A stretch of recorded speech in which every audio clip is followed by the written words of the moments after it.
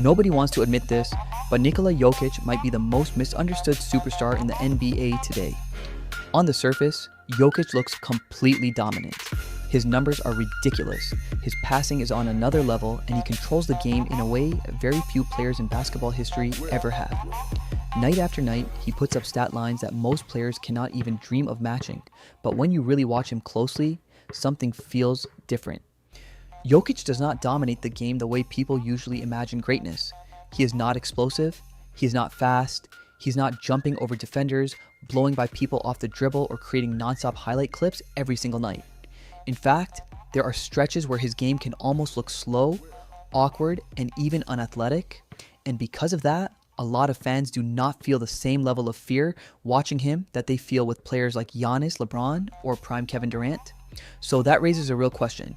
Is Jokic truly dominating the league, or is he just extremely efficient in a style that looks better on paper than it does on the court? One thing that stands out immediately is how he controls tempo. He does not rush, he does not force plays, everything he does is calculated. He reads defenses like a quarterback, always thinking one or two steps ahead. He is constantly manipulating defenders, creating passing angles, and making the right decision before most players even realize what is happening. That is a different kind of dominance, one that does not always show up in flashy clips, but absolutely shows up in wins, efficiency, and team control. But at the same time, there are real concerns that people do not talk about enough. Jokic is not known for elite defense. He is not protecting the rim at a high level like an all-time great defensive center, and he is not shutting down quick players in space. In a league where athleticism, rim pressure, and defensive presence matter, that becomes a real discussion point. And when you compare him to other superstars who dominate both ends of the floor, the debate gets even louder. Can a player truly be called dominant if he mostly controls one side of the game? Now, to be fair, Jokic's offensive impact is undeniable. He makes every player around him better.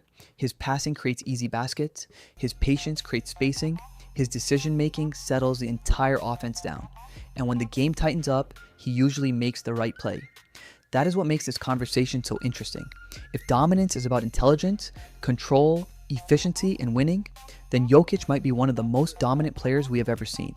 But if dominance is about physical force, defensive intimidation, athletic takeover ability, and making the other team feel helpless, then he does not fit that mold the way some other superstars do.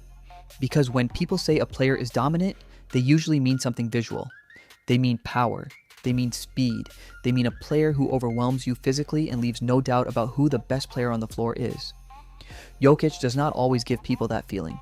He gives you balance, he gives you timing, he gives you patience, he gives you angles, he gives you reads that most players cannot make.